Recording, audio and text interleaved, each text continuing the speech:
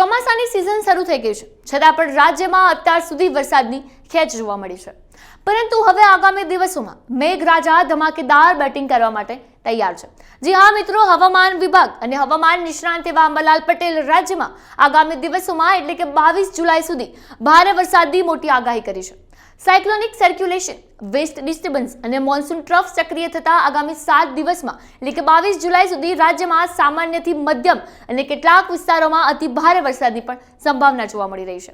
ત્યારે તમારા વિસ્તારમાં કેવો વરસાદ રહેશે એ જાણતા પહેલા લલકાર ન્યૂઝને લાઇક, શેર અને સબસ્ક્રાઇબ જરૂરથી કરજો.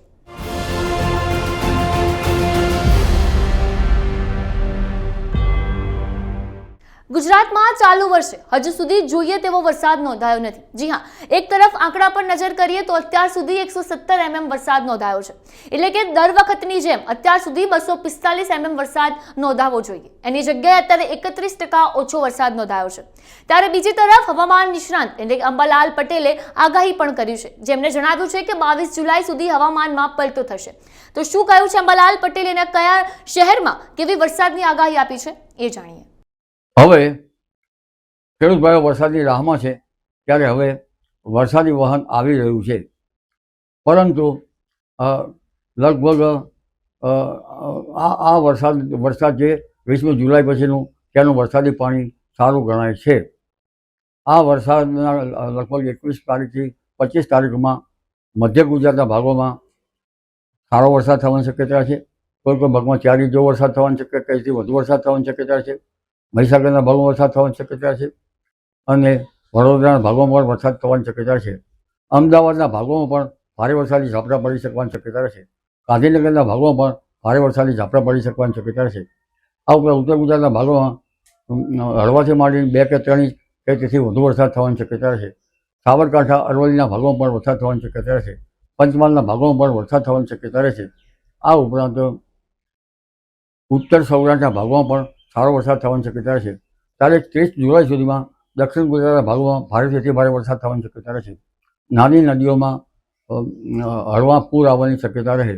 દક્ષિણ સૌરાષ્ટ્રના ભાગોમાં પણ કેટલાક ભાગોમાં ભારે વરસાદ થવાની શક્યતા રહેશે. આ ઉપરાંત દ્વારકાના ભાગોમાં વધુ વરસાદ થવાની શક્યતા રહેશે. પોરબંદરના ભાગોમાં વધુ વરસાદ થવાની શક્યતા રહેશે. જામનગરના ભાગોમાં હળવા ભારે વરસાદી ઝાપટા પડવાની શક્યતા રહેશે. એટલે વરસાદની જરૂર છે, પણ આ વરસાદી વહન થોડુંક ઉત્તર ભારત તરફ જવાની શક્યતા રહે છે. જો તેનો માર્ગ સડસડાટ ગુજરાત તરફ આવે તો વધુ વરસાદ પણ થઈ શકે છે. આ આગાહી અમે જે માને તેમના માટે કરેલ છે, જે ન માને તેના માટે કંઈ નહીં. આ આગાહી અમે દાવાદોરી અમારા પર થાય તેના માટે અમે બંધાયેલા નથી. કારણ કે અમે શુભ આશયથી કરીએ છીએ અને જેને માનવી હોય માને, ન માનવું તેને ન માને. કારણ કે આ આગાહીથી કોઈ નુકસાનના વળતર માટે અમે જવાબદાર નથી. તો અંબાલાલ પટેલે તો આગાહી આપી દીધી છે કે 20 થી 21 જુલાઈ સુધી વરસાદ પડવાની પૂરેપૂરી શક્યતા છે. ત્યારે આપણે નજર કરીએ કે આજે એટલે કે 18 જુલાઈએ કયા શહેરમાં અને કયા વિસ્તારમાં કેવો વરસાદ રહેશે. ત્યારે આપણે અત્યારે જોઈએ છે કે 18 જુલાઈએ આપણે અહીંયા જોઈ શકીએ છીએ કે વાદળા બંધાઈ રહ્યા છે, સિસ્ટમ સક્રિય થઈ છે. જે 3 સિસ્ટમ છે, સાયક્લોનિક સર્ક્યુલેશન, ટ્રફ સહિત અહીંયા સક્રિય થયું છે. અને અત્યારે આપણે જોઈ શકીએ છીએ કે બંગાળાની ખાડી તરફથી અહીંયા સિસ્ટમ સક્રિય થઈને વાદળો બંધાયા છે. અત્યારે આપણે અહીંયા જોઈ શકીએ છીએ કે સુરત સહિત એટલે કે દક્ષિણ ગુજરાત છે, સૌરાષ્ટ્રમાં ભાવનગર છે, અહીંયા આપણને પૂરેપૂરું વાદળા બંધાયેલા છે અને ક્યાંક હળવા માધ્યમથી વરસાદ પડવાની પણ શક્યતા દેખાઈ રહી છે. ત્યારે આપણે એ જોઈએ કે 18 જુલાઈએ કયા વિસ્તારમાં કેવો વરસાદ રહેશે. ત્યારે અહીંયા આપણે જોઈ શકીએ છીએ કે નલિયાથી ભુજ સહિતના વિસ્તારમાં એટલે કે જે સપાટી પરના એરિયાઓ છે, દરિયાકાંઠાના એરિયાઓ છે, ત્યાં વરસાદ પડવાની પૂરેપૂરી શક્યતા દેખાઈ રહી છે. ઓખા છે, પોરબંદર છે, વેરાવળ છે, અહીંયા આપણે ભાવનગર, સુરત સહિત જોઈ શકીએ છીએ. અહીંયા મધ્ય ગુજરાત અને દક્ષિણ ગુજરાતમાં પણ વરસાદ પડવાની પૂરેપૂરી શક્યતા દેખાઈ રહી છે. ત્યારે આગામી એટલે કે 19 જુલાઈએ વરસાદ પડવાની શક્યતા કેવી છે એ આપણે ચેક કરીએ. ત્યારે 19 જુલાઈ અહીંયા આપણે જોઈ શકીએ છીએ કે વાદળા બંધાઈ ગયા છે, સિસ્ટમ પૂરેપૂરી સક્રિય થઈ ગઈ છે. અને આપણે કદાચ જોઈ શકીએ કે આખા ગુજરાતમાં ક્યાંક 70 થી 60% જેટલો વરસાદ પડવાની શક્યતા આપણને દેખાઈ રહી છે. સૌથી પહેલા આપણે નજર કરીએ મોરબીમાં, એટલે કે જામનગર અને મોરબી આપણે જોઈ શકીએ છીએ કે વાદળા બંધાઈ ગયા છે, સિસ્ટમ તૈયાર છે અને કદાચ હળવા માધ્યમથી વરસાદ પડવાની પણ શક્યતા છે. એક તરફ અહીંયા આપણે સુરતમાં પણ જોઈ શકીએ છીએ કે વાદળા અને જે પવનની લહેરો છે એમને ચક્રો ગતિમાન કર્યા છે અને સુરતમાં વરસાદ પણ પડવાની શક્યતા દેખાઈ રહી છે. ત્યારે ગોધરામાં પણ હળવા માધ્યમથી વરસાદ પડી શકે છે. અહીંયા આપણે જોઈ શકીએ છીએ કે સૌરાષ્ટ્રના એરિયા કે પોરબંદર છે, જુનાગઢ છે, વેરાવળ છે, મહુવા છે, ભાવનગર છે. પછી આપણે અહીંયા કચ્છના એરિયામાં જોઈ શકીએ છીએ કે નલિયા છે, ભુજ છે, મોરબી છે. ઓખા તરફ આપણે જોઈ શકીએ છીએ. એક તરફ આપણે અહીંયા ઉત્તર ગુજરાત એટલે કે સાબરકાંઠા અને બનાસકાંઠામાં પણ જોઈ શકીએ છીએ કે મહેસાણામાં પણ નહિવત પ્રમાણમાં વરસાદ પડવાની શક્યતા દેખાઈ રહી છે. ત્યારે આગામી જે અંબાલાલ પટેલે આગાહી આપી છે 20 અને 21 જુલાઈ બાદની, અને 20 અને 21 જુલાઈએ પણ કેવો વરસાદ રહેશે એ આપણે જોઈએ. કદાચ તમારા શહેરમાં, તમારા વિસ્તારમાં વરસાદ છે કે નહીં એ લાસ્ટમાં કોમેન્ટ બોક્સમાં જરૂરથી જણાવજો. ત્યારે આપણે વાત કરીએ 20 જુલાઈની, તો 20 જુલાઈએ પણ આપણે જોઈ શકીએ છીએ કે સૌથી વધારે ગુજરાતમાં જે વરસાદ પડવાની શક્યતા દેખાઈ રહી છે 18 જુલાઈથી લઈને, તો સિસ્ટમો સક્રિય સૌથી પ્રમાણમાં થઈ છે એ છે આપણા સૌરાષ્ટ્રના એરિયાઓ, એટલે કે આપણા સપાટી પરના એરિયાઓ જે દરિયાકાંઠાના એરિયાઓ છે. એટલે નલિયા છે, ઓખા છે, પોરબંદર છે, જુનાગઢ છે, વેરાવળ છે, મહુવા છે. અહીંયા આપણે દક્ષિણ ગુજરાતમાં પણ જોઈ શકીએ છીએ કે સુરત તરફથી જે લહેરો છે અને જે ચક્રો ગતિમાન થયા છે અને સિસ્ટમ સક્રિય થયું છે, એક તરફ વડોદરા પણ દેખાઈ રહ્યું છે. અહીંયા આપણે મોરબીમાં પણ વરસાદ દેખાઈ રહ્યો છે અને મોરબી તરફથી જે લહેરો બંધાઈ છે એ આપણે ક્યાંક ને ક્યાંક અહીંયા બનાસકાંઠાના એરિયામાં હળવા માધ્યમથી પણ વરસાદ પડવાની પૂરેપૂરી શક્યતા દેખાઈ રહી છે.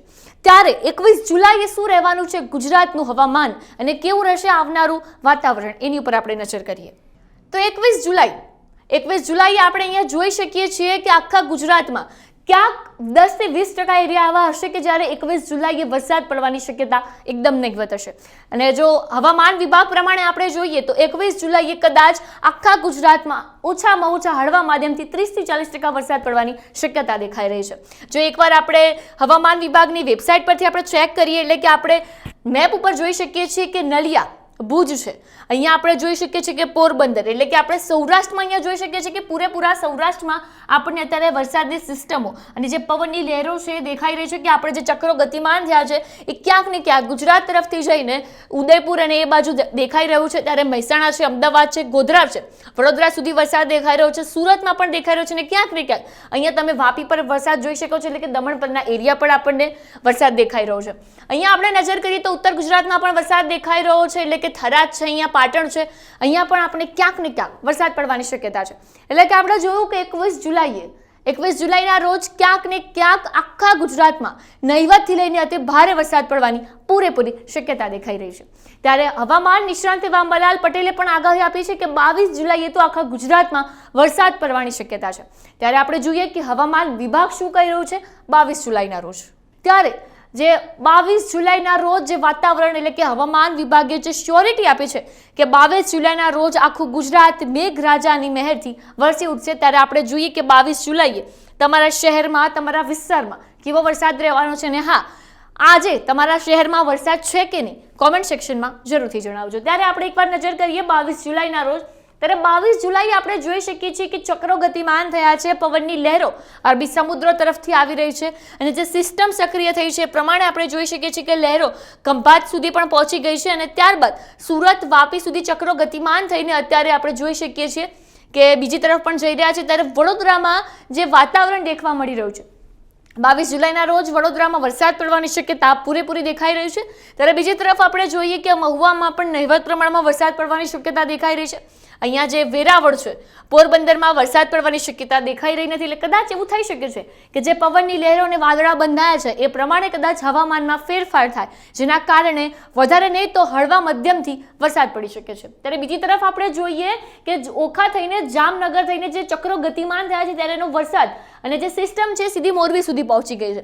એટલે કદાચ એવું થઈ શકે છે કે મોરબીમાં વરસાદ પડે અને જામનગરમાં ના પડે, એટલે કે જે ચક્રો ગતિમાન થયા અને જે સિસ્ટમ તૈયાર થઈ છે એ પ્રમાણે આપણે અહીંયા જોઈ શકીએ છીએ. ત્યારે મહેસાણામાં વરસાદ પડવાની શક્યતા છે અને સૌથી વધારે અમદાવાદમાં પણ વરસાદ પડવાની શક્યતા દેખાઈ રહી છે. ત્યારે જે 21 જુલાઈ અને 22 જુલાઈના રોજ જે આગાહી આપી છે ત્યારે આપણે જોયું કે આજ રોજ 18 જુલાઈથી લઈને 22 જુલાઈ સુધી આખા ગુજરાતમાં વરસાદ પડવાની શક્યતા કેવી છે. તો નબળા ચોમાસાની ચિંતા વચ્ચે હવે ધરતીપુત્રો માટે પણ રાહતના સમાચાર આવ્યા છે. જી હા, ભલે અત્યાર સુધી 31% વરસાદની અછત રહી હોય, પરંતુ અંબાલાલ પટેલ અને હવામાન વિભાગની સંયુક્ત આગાહી મુજબ 20 થી 21 જુલાઈ પછી પણ એટલે કે 22 જુલાઈ સુધી મેઘરાજા દળબડાટી બોલાવશે, જે ખેતીના પાક માટે આશીર્વાદરૂપ સાબિત થશે. ત્યારે હવામાનને લઈને તમારું શું માનવું છે? કોમેન્ટ સેક્શનમાં જરૂરથી જણાવજો. આપના પોતાના પ્લેટફોર્મ લલકારને લાઈક કરો, ફોલો કરો, સબસ્ક્રાઇબ કરો અને શેર કરો.